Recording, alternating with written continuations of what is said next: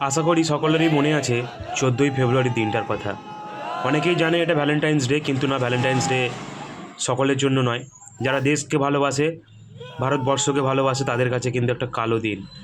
তো সেই কালো দিনে, অর্থাৎ আমাদের এই শহীদ যে সমস্ত সৈনিক ছিল 14ই ফেব্রুয়ারি পুলওয়ামা যে হত্যাকাণ্ড হয়েছিল, সেখানে শহীদ হয়েছিল, তাদের জন্য কিন্তু আমাদের এই আয়োজন উত্তর হরিশপুর ইয়ং জেনারেশান।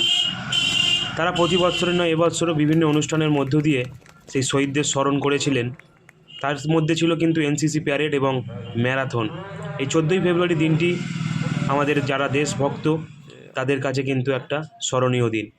উত্তর হরিশপুর ইয়ং জেনারেশান তার একটা অন্যতম সংঘ বা ক্লাব বা প্রতিষ্ঠান। তারা বাচ্চাদের নিয়ে, কচিকাচাদের নিয়ে যেমন আঁকার প্রতিযোগিতা করেছিল, ঠিক তেমনই সন্ধ্যায় সেই শহীদ যে সমস্ত সৈন্য ছিল তাদের শহীদ বেদিতে মোমবাতি জ্বালিয়ে তাদেরকে আরও একবার স্মরণ করা হলো এবং তাদের আত্মার শান্তি কামনায় এই উত্তর হরিশপুর ইয়ং জেনারেশান। এই ইয়ং জেনারেশান সত্যি এখন কিন্তু সেরমভাবে দেশভক্ত না হলেও পাঁচল গ্রাম পঞ্চায়েতের অন্তর্গত এই উত্তর হরিশপুর ইয়ং জেনারেশান যে প্রতিষ্ঠান, তারা কিন্তু দেখিয়ে দিয়েছে যে না, তারা কিন্তু দেশভক্ত।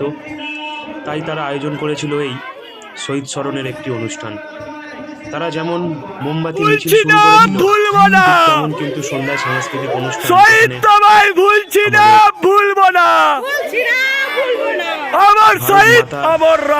ভারতীয় সৈন্যদের সম্মান জানানোর জন্য কিন্তু এই অনুষ্ঠান আয়োজন করা হয়েছিল। তারই একটি ঝলক আজকে আপনাদের দেখালাম।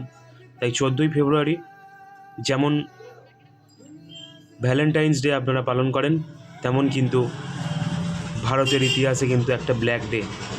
14ই ফেব্রুয়ারি পুলওয়ামা হত্যাকাণ্ডে ভারতীয় সৈনিকরা নিহত হয়েছিলেন।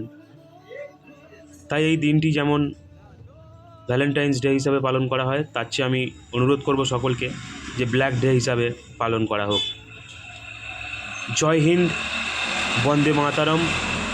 ভারতীয় সৈন্যরা, সৈনিক জিন্দাবাদ। জয় হিন্দ, বন্দে মাতারম।